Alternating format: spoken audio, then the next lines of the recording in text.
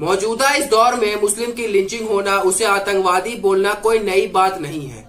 ये बिल्कुल आम होता जा रहा है और आपने देखा होगा कि अब संसद में भी ऐसा हो रहा है और एक समय आएगा जब संसद में किसी मुस्लिम की लिंचिंग भी हो जाएगी और कुछ समय बाद वो भी न्यू नॉर्मल हो जाएगा। जैसे कि फिलहाल हमारे देश में मुस्लिम की मॉब लिंचिंग न्यू नॉर्मल है।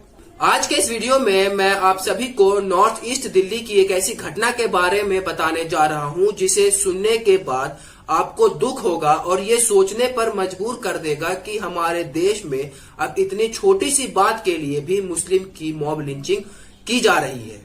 चलिए मैं आपको मामले के बारे में बता देता हूँ। ये घटना मोहम्मद इसरार से जुड़ी हुई है। इसरार की उम्र 22 से 23 साल की थी।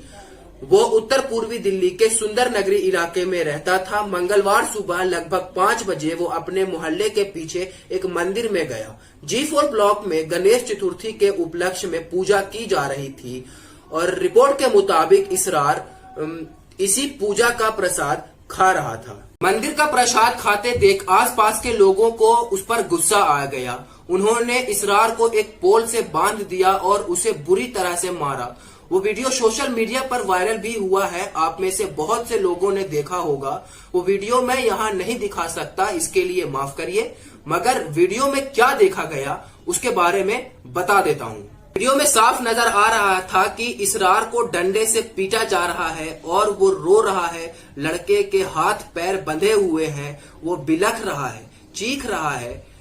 स्थानीय लोगों के मुताबिक इस वारदात को 10 से 12 लोगों ने मिलकर अंजाम दिया।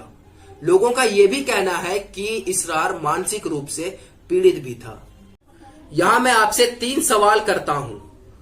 क्या मंदिर से प्रसाद लेकर खाने पर किसी बेकसूर की जान लेना सही है? इसके बारे में आपको बताना है। चोरी के शक में किसी को मारना सही है? इसके बारे में भी आपको बताना है। और कौन से भगवान कहते हैं कि मुस्लिम प्रसाद खाए तो उसे जान से मार देना चाहिए? अगर आपको लगा कि इसरार चोरी कर रहा है तो आप उसको पकड़ के रखते, उसको 2-3 हाथ मार भी देते। भीड़ को कंट्रोल करना आसान नहीं है।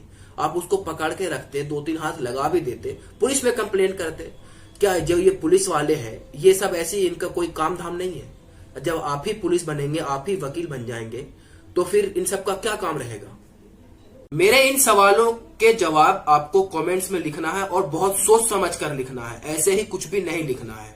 मेरे ख्याल से ऐसा न कोई भगवान कहते हैं होंगे और ना ही अल्लाह। जब वो लड़का मानसिक रूप से कमजोर था तो उसे वहां से भगाया भी जा सकता था। मारने की क्या जरूरत थी? खबरों में सिर्फ हेडलाइन लिखी गई कि चोरी के शक में मारा गया, मगर ऐसा बिल्कुल भी नहीं है। असल बात तो ये है कि नफरत इतनी ज्यादा बढ़ी हुई है कि लोग मारने में इतने मशगूल हो जाते हैं कि किसी की जान ही चली जाती है और कोई फर्क नहीं पड़ता।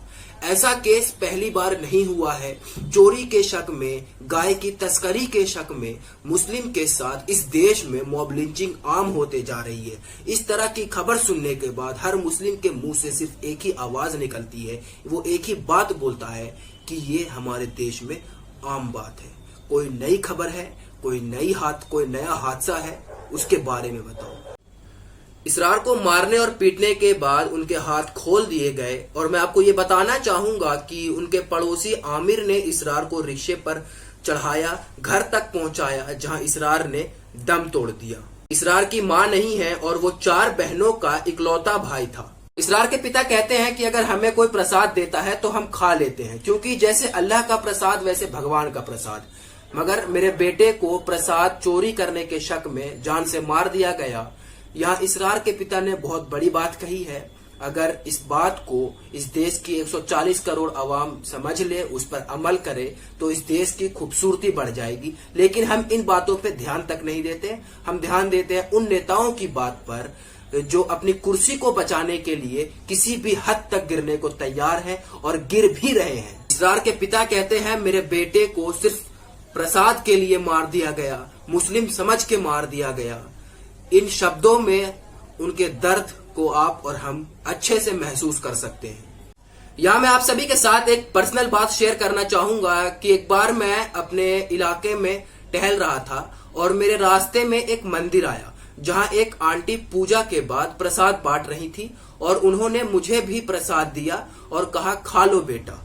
आंटी ने मुझे हिंदू समझा या मुसलमान मैं नहीं जानता, उन्होंने मुझे बेटा कहा, यही काफी था। हमें इसी मोहब्बत को बचाने के लिए काम करना है, लोगों को समझाना है। और मैं आपको एक बात बताना चाहूंगा कि नफरत का कोई धर्म नहीं होता और जिसके दिल में नफरत होती है उसका कोई धर्म नहीं होता। मैं आपको ये बताना चाहूंगा कि इसरार बेहद गरीब परिवार से ताल्लुक रखते थे। वो अपनी 4 बहन और अपने पिता के साथ एक कमरे में रहते थे। इसरार की 4 बहनों में से अभी तक किसी की शादी नहीं हुई है। गरीबी की ये हालात है कि परिवार में कोई पढ़ाई भी नहीं कर पाया।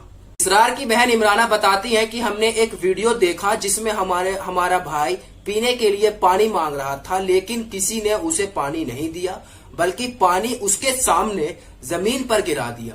पीने के लिए पानी तक नहीं दिया। ऐसा सीन आपने और हमने फिल्मों में देखा है। फिल्म में जब ऐसे सीन देखते हैं तब भी हम दुखी हो जाते हैं।